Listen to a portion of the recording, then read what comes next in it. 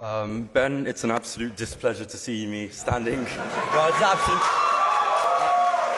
I will get to my question, however. Thank you for coming anyway. My displeasure. Now, I'll repeat the question that I sought to ask you.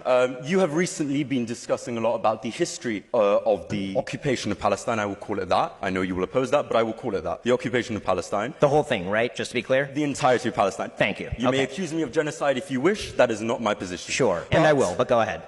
Anyway, so the point about the occupation of Palestine, you have released multiple videos. You have essentially made yourself the cheerleader of Israel in a lot of sort of Western media spaces. So I watched some of your videos about the conflict and I found a number of inaccuracies. First of all, you describe in 1920, you refer to Jordan as part of Palestine historically. That has never been the case. There has never been a state of Jordan. British Mandate Palestine, yes. That is still not the case. Jordan has never been part or considered part of Palestine. The only time that Jordan has been considered adjacent to Palestine is part of sort of biblical mythology where Transjordan was a reason. That's wildly inaccurate. The British Mandate had a mandate over all of Palestine, and then they separated off Transjordan and handed it to the Hashemite Kingdom of Jordan. You will get your chance to reply. Let me finish. Now, the second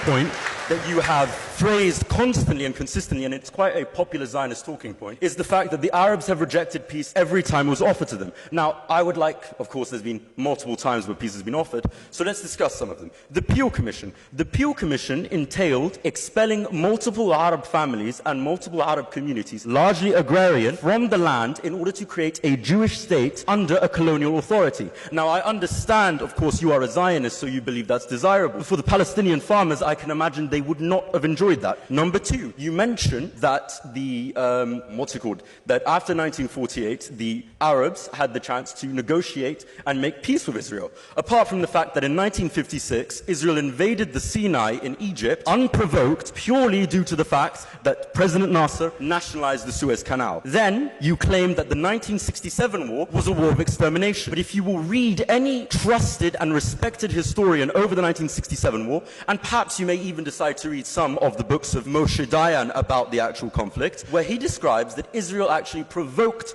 the conflict and there was no chance of the extermination of Israel. Then you claimed that the 1973 war was a war of the destruction of Israel once again, which it was not. It was actually the reclaiming of the Sinai and the Golan Heights, which Israel has illegally occupied. So, you have lied multiple times. I can continue if you would wish, but I would like to ask you the question. When you lie, do you feel shame?